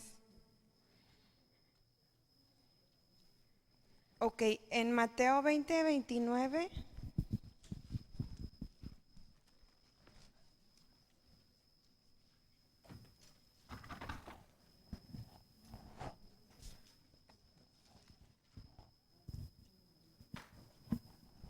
dice que al salir de Jericó le seguía una gran multitud, y he aquí dos ciegos que estaban sentados junto al camino. Al oír que Jesús pasaba, gritaron diciendo: Señor, Hijo de David, ten misericordia de nosotros. Y la gente le respondía para que se callaran, pero ellos gritaban más aún diciendo: Señor, Hijo de David, ten misericordia de nosotros. La pregunta es que si el Señor los sanó cuando ibas entrando o saliendo de Jericó. Aquí la Biblia dice que iban saliendo de Jericó. La Biblia dice que Jericó se encontraba aproximadamente a 8 kilómetros del Mar Muerto o Mar del Jordán, y a 27 kilómetros del noroeste de Jerusalén. Entonces, en el Antiguo Testamento habla que había, o sea, en el Antiguo Testamento habla de un Jericó, y en el Nuevo Testamento ya eran dos, era el antiguo Jericó y el nuevo Jericó. Entonces, cuando la Biblia dice que iba saliendo de Jericó, sí iba saliendo del antiguo Jericó, o sea, como que construyeron dos ciudades a la vez. Tú sabes, como que van remodelando las ciudades. Entonces, yo estudié bastante en los diccionarios, y eso es lo que explica que sí, los dos están en lo correcto, porque aquí Mateo dice que iba saliendo, pero está hablando de la antigua Jericó. Y cuando habla en Lucas 18:35, está hablando que iba entrando.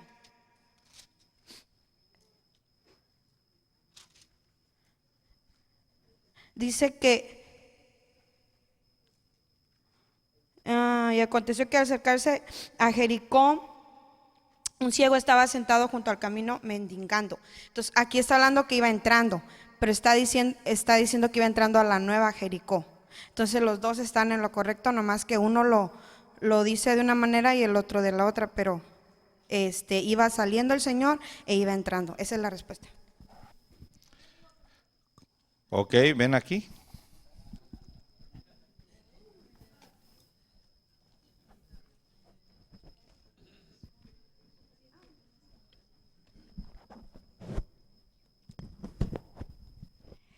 El enfoque hacia los versículos paralelos que se había explicado en la clase pasada se refería acerca del complemento de la historia, de lo que declara en un evangelio, no lo dice como el otro lo dice. La historia de la sanidad del paralítico declara en Mateo 9 del 1 al 8 de que este hombre, un paralítico, estaba enfermo. Eso hace alusión a que solo que el detalle es de que el hombre estaba enfermo, ¿verdad? No dice quién lo llevó ni cómo fue sanado, o sea, en qué circunstancias. Y en Marcos 2 del 2 al 12, y aquí dice que estaban en la casa y 4 hombres cargaban al paralítico. Ya amplía el panorama que dice, incluye ahí 4 hombres. Y lo que aclara acerca es que es la fe. En los tres pasajes de la misma historia aclara acerca que la fe de ellos fue la que ayudó a que sanara el hombre, ¿verdad? Y en Lucas 5, 17 al 26, adentro de esa casa estaba enseñando, o sea, ya aclara más que estaba haciendo el Señor Jesucristo, ahí bajando de Jericó, viniendo de Jericó. Estaba en la aldea de Galilea, cuando en eso entraron unos hombres por el techo de la casa, y ahí ya amplía cómo bajaron, cómo descendieron. Es el mismo versículo que aclara cómo, en las mismas circunstancias del hombre paralítico, aclara cómo fue sano. Bueno, ese es el paralítico, tú hablaste del paralítico, tú hablaste del ciego. Bueno. Ok. ¿Alguien quiere hablar acerca de esto, de la exposición que dieron ellos? ¿Están de acuerdo o no están de acuerdo? ¿Cómo está ahí el asunto? ¿Ah?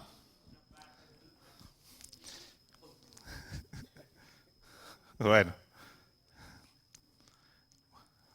Bueno, sigamos entonces. ¿Ah? Sigamos. ¿Cuál es la otra pregunta que había? Ok, María Magdalena. ¿Cuántas veces ungió al Señor? ¿Alguien? Okay. Aparte de ti, porque ya pasaste. ¿Alguien más? Aparte de ti. Wow. Qué buenos estudiantes tengo aquí.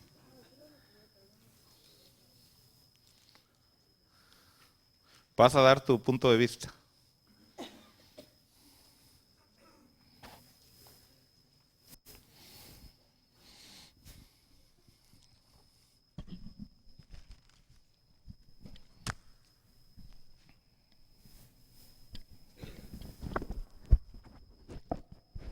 Ok. María Magdalena, ¿cuántas veces ungió al Señor? Ninguna. Eso fue lo que yo estudié. Porque en Lucas 7:36 al 50,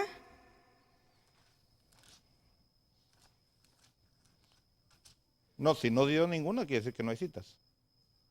pero para decirles de que, por ejemplo, No, habla de una simplemente mujer tú, pecadora. si no di, Ok, porque yo traigo el por qué digo que ninguna. no, simplemente no, porque no hay. Ok. Tú, tú vas a decir por qué dices lo que dices.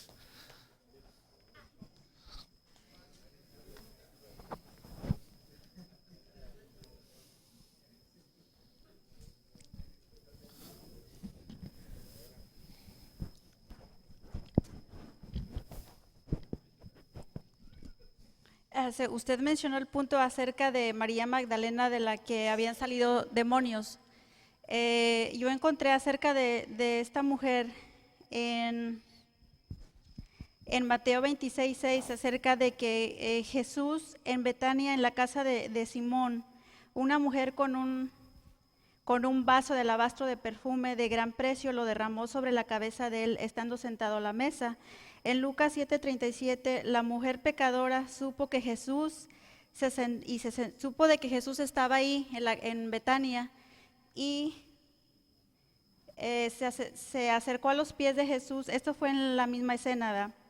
Se acercó a los pies de Jesús y comenzó a regar sus pies, a ungir sus pies con lágrimas y los enjugaba con su cabello. Y aquí ya esta es otra ocasión. Esto es una vez cuando la mujer se dio cuenta de que Jesús estaba en Betania, en casa de Lázaro, puesto que esta mujer aclara más adelante en el Evangelio de Juan de que ella era la hermana de Lázaro y María. Entonces llega la mujer a la casa de Jesús y le dice el Señor Jesucristo a este Simón, que era el dueño de la casa,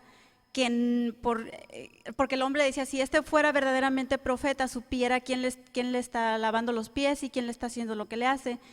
Y el Señor Jesucristo le dijo pues que él no le lavó los pies, pero la mujer con sus lágrimas se los lavó. Entonces dice, esa fue una ocasión. Y la otra ocasión dice que en Betania ya había resucitado a Lázaro, esta ocasión, la segunda ocasión. Y esta mujer María pues tomó una libra de perfume de nardo puro y a gran precio y le ungió los pies al Señor Jesucristo.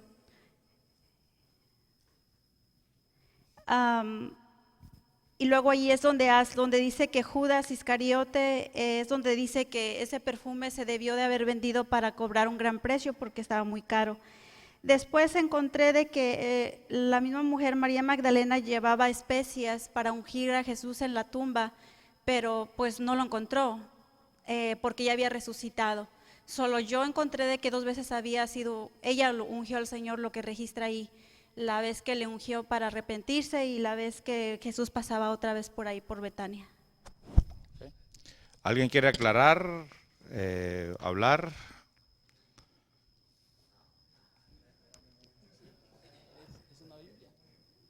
Sí, lo que quiero ver es tu esponja.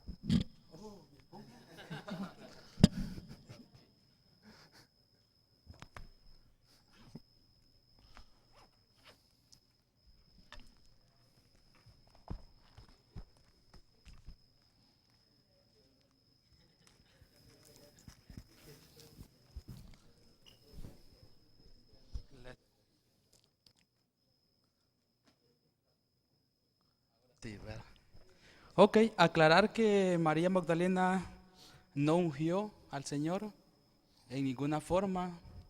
Y lo que la hermana hablaba sobre la hermana de Lázaro, la hermana de Lázaro. Esa sí lo ungió al Señor, pero era María, la hermana de Marta, en esa ocasión. En la siguiente ocasión está María, era otra, no, no era María, esa no dice que era María ni nada. La Biblia solo dice que era una mujer pecadora. Pastor, usted me pone nervioso. He estado pensando por qué, pero ok, sigo, ¿verdad? Bueno, María Magdalena no ungió al Señor en ninguna forma. Las Marías que ella dijo, solo una sí era María, hermana de Marta, pero la otra solo dice que era una mujer pecadora y que estaba en la casa de Simón el leproso. Ex leproso, porque ya no era leproso. ¿Alguien más quiere opinar o dar su, no opinar, sino dar su estudio, lo que aprendió, lo que estudió? Bueno, ¿alguna otra pregunta había? ¿Cuántos ungimientos le hicieron a Jesús y quién lo hizo?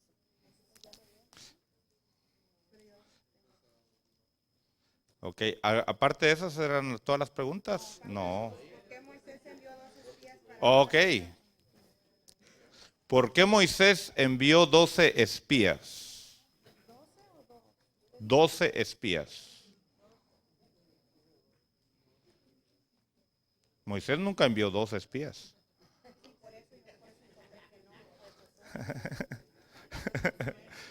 Doce espías. ¿Alguien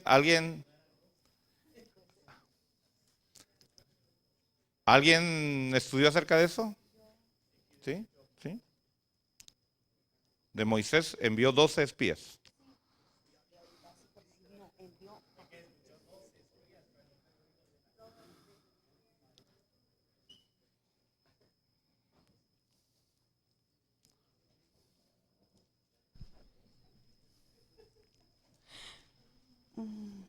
Ok, Moisés envió 2 espías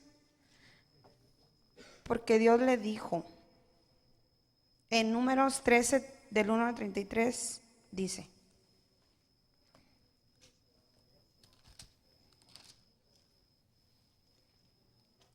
Y el Señor habló a Moisés diciendo: Tú mismo envía a hombres a fin de que reconozcan la tierra de Canaán, que voy a dar a los hijos de Israel. Enviarás un hombre de cada una de las tribus de sus padres, cada uno de ellos jefe entre ellos. Entonces Moisés los envió desde el desierto de Parán al mandato del Señor. Todos aquellos hombres eran jefes de los hijos de Israel. Y da la lista de los De los que envió. Ajá, Ok. de los que envió. Bueno. Entonces, la razón era que ellos tenían que reconocer, dice en el 18, ved cómo es la tierra y si la gente que habita en ella es fuerte o débil, si son pocos o muchos. Y cómo es la tierra en que viven, si es buena o mala, y cómo son las ciudades en que habitan, si son como campamentos abiertos o con fortificaciones. Ok. Eso fue lo que le dijo para que fuera a reconocer la tierra ¿Alguien como era. más? ¿Todos están de acuerdo? ¿Sí? ¿Alguien no?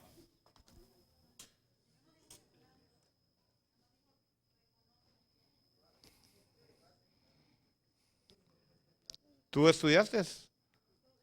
Sí, bueno, pues pasa ahí con...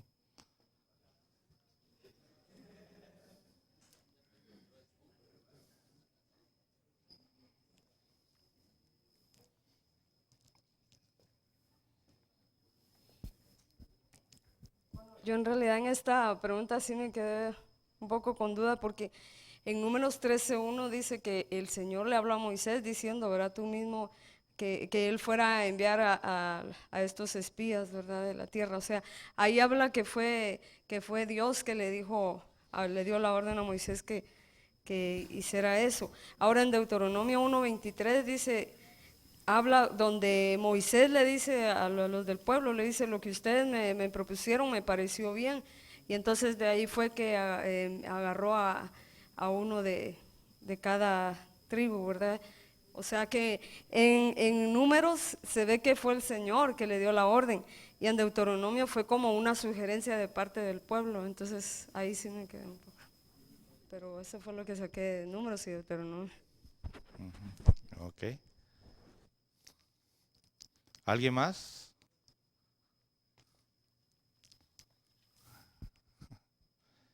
Bueno. ¿Otra pregunta?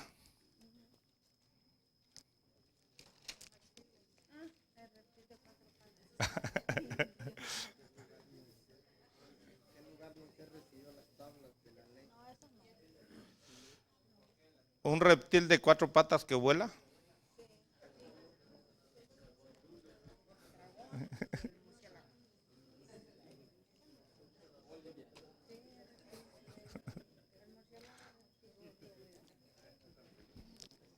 ¿Ya buscaron? ¿Ah?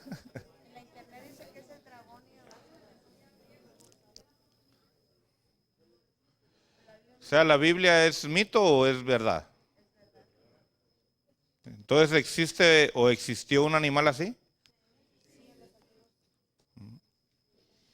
Que ya no exista, bueno, ¿cuántos animales ya no existen porque se extinguieron? ¿Verdad?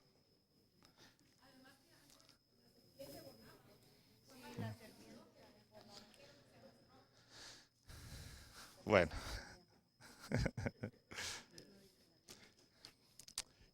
Otra pregunta curiosa.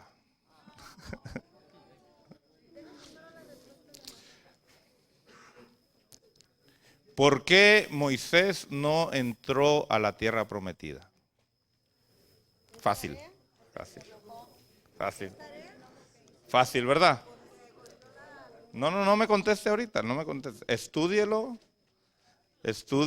y me contesta con la Biblia. Yo ahorita pude haber agarrado la Biblia y rebatirle todo lo que hablaron.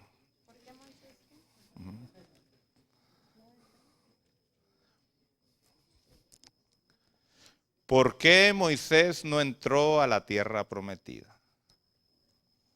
No. Mire, le voy a dar un consejo que yo he aprendido. Borre de su mente todo y lea la Biblia. Porque muchas cosas que usted cree son mentiras. Son inventos de los predicadores que tampoco han estudiado la Biblia. Si usted quiere ser un hombre, como dice la palabra de Dios, que debe ser la iglesia de Cristo, columna de la verdad, usted tiene que leer la Biblia y estudiarla. Por eso no le voy a dar la respuesta todavía, porque usted tiene que estudiarla. Estúdielas. Esas son preguntas. Ya solo tenemos 2 clases más y se acaba el curso. Espero que le esté sacando el jugo, que esté aprovechando bien esto. Con lo que usted ha recibido, ya usted debería de ser un maestro a cierto nivel. Si realmente se dedica, se esfuerza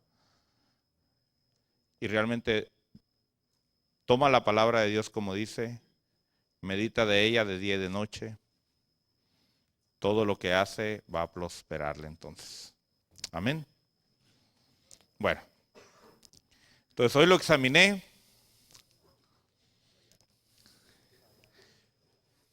¿Cuántos me sacaron 100? Ni uno. ¿Cuántos me sacaron 75?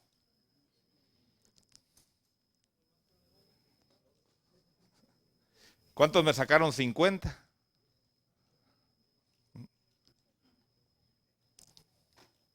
¿Usted cuánto sacó? ¿Ah? ¿Cuánto sacó?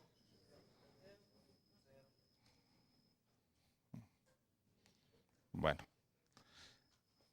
Ahorita es tolerable porque pues yo estoy aquí, pero cuando usted esté en mi lugar, ¿qué va a hacer?